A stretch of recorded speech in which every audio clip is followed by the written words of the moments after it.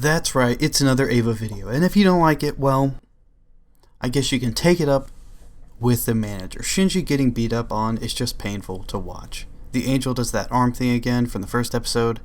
The sound design is really what sells it all, though. Listen to this.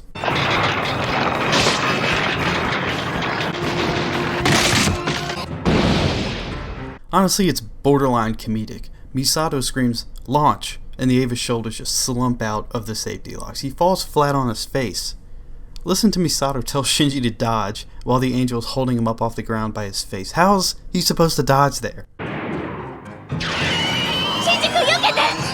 After that, as you know, the fight is split in two. We see the beginning, where Shinji is losing miserably, and then we see the aftermath of the fight. It's not until the end of the episode that we see the end of the fight, the climax. And as has been pointed out, this structure makes sense not only for holding the viewer's interest, but also for building stakes into the fight. Let's run through some of the ways the show adds significance to the fight before we see its climax. Just as we saw how much work it takes to move Unit 01 around in the first episode, we see the production that is recovering, reloading, and repairing an Eva. We also discover that Seal foresaw the arrival of the angel, and that it plays into their long-term plan. Gendo came off as mysterious and scheming in the first episode, so it's intriguing to have this dark council that even Gendo reports to. The cherry on top is how they dismiss him. They say, "The rest of this meeting concerns only the committee." There is subterfuge that even Gendo is not privy to, that he doesn't get to hear. I want to know what they're talking about in that part of the meeting. It's probably top secret stuff. Another bit of intrigue in this meeting is Gendo saying mankind has no time left. In the context of the rest of the show, before we heard this, it feels like we're just getting warmed up. We're just getting to the first battle of the show, but Gendo here is saying we're already out of time. Again, it just raises the stakes, it adds significance, it gives the impression that more is going on than we understand, and it just makes the battle feel more climactic. Nerve workers are apparently scared of what the battle could be a harbinger of, and PR is already working on spin. Rei is wheeled out in front of Shinji again, reminding us why he fought in the first place. We also see Shinji's trust in the Eva pay off, since despite the horrifying damage that we've already seen the Eva endure, Shinji doesn't appear to have suffered any major injuries. Because of the structure of the episode, there's just so much meaning imbued in the rest of the battle before we see it. It's an important part of a grand plot by Seal. It's apparently a sign that humanity already has little time left. It shakes up Nerve. It allows Shinji to protect Rei, and it's proof of Eva's power and protective capacity for Shinji.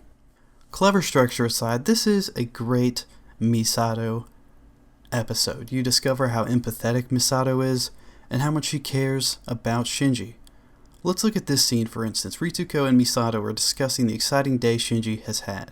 Ritsuko mentions the strain on his cranial nerves, and she seems to be focused on the physical reality of the battle he just fought. Misato seems more focused on Shinji's emotions. She's probably thinking not only about how scary it must have been to pilot the Eva, but also Shinji's realization that his father is just using him. The very next shot is proof that she's right. It's Shinji in shadow, alone in the corner of a blue frame. Quite a sad shot. But of course, Ritsuko was right too. The shot after that is Shinji looking at his arm in horror. He's freaked out about what happened to the Eva earlier while he was in it. And, it's obvious that he would feel physically and emotionally distressed at this point, but the show presents it in such an elegant way, the way it lines up Ritsuko's comment and Misato's comment with the two shots of Shinji. And it demonstrates the different ways that Ritsuko and Misato see Shinji. This is a nice scene, Misato confidently standing there and watching the Eva being repaired. Ritsuko sees her as genuinely optimistic. いけるかもしれない。使徒に勝つつもり？相変わらず楽天的ね。あら、希望的観測は人が生きていくための必需品よ。 Like she thinks everything will turn out for the best. Misato seems to think of it more like a coping strategy though.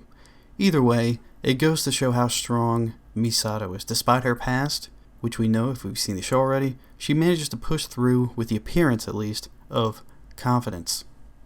Then Misato enters this sad shot from before, and when you see this shot you gotta wonder how Misato entering Shinji's life is going to turn out. How will it affect him? And the next few scenes are reasons to be optimistic. First, we run into Gendo and it goes about like you'd expect. No one says a word. Shinji sort of turns away, and Misato gives this concerned look. After this, she learns that Shinji's supposed to be living alone, and she gives a concerned look again and decides she's going to move him in with her instead. On their way to the apartment, they stop by a grocery store, and a lady complains that the city has become a battlefield. It's just too dangerous. She's considering moving her family away.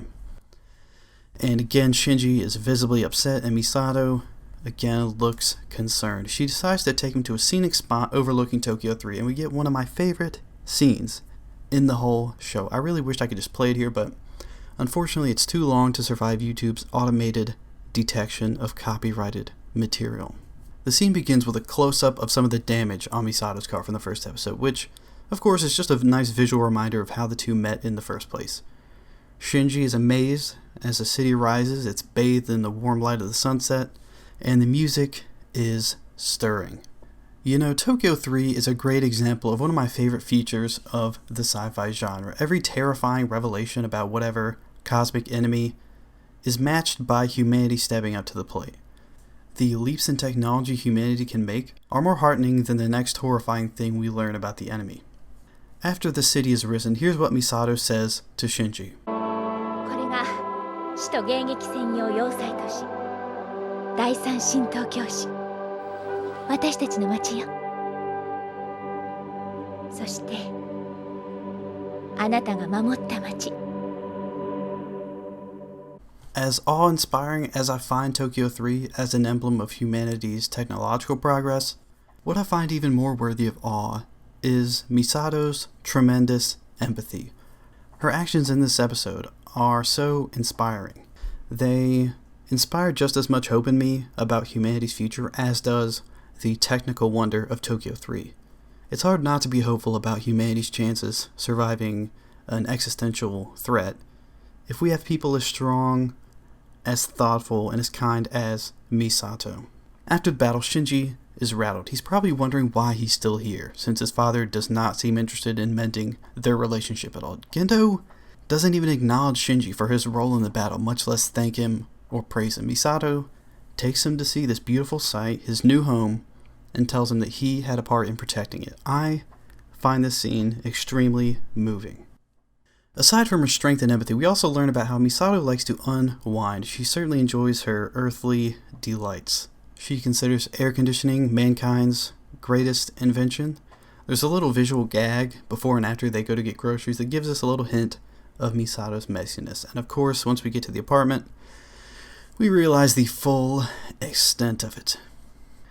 We get some insight into Misato's more down-to-earth side in a few comedic sequences, and Shinji takes a bath. It's interesting how Shinji, he's having this internal monologue, but he interrupts it by actually saying Ayanami Rei out loud. I wonder why he does that. I guess it's just to indicate that he's thinking extra hard about Ayanami Rei. He's really interested in her. He wonders who that is. Or it could just be to make a more striking transition to the next scene. Here's a neat transition. We see Misato looking up at the ceiling. And then we go to Shinji's ceiling, and then we look down at Shinji looking at his ceiling. So it's a sort of mirrored couple shots there. Kind of neat. And Shinji, he's laying in bed. He remembers the conclusion to the battle, and we see it for the first time. The Eva goes berserk. And I like the scene. There's a lot of cool animation, obviously. They have some inventive ideas for how it would look for a giant robot like this to go berserk. But I want to wrap up the video, so I'll just play one more great clip of Misato, because I just love her so much. おやすみ、シンジ君。頑張ってね。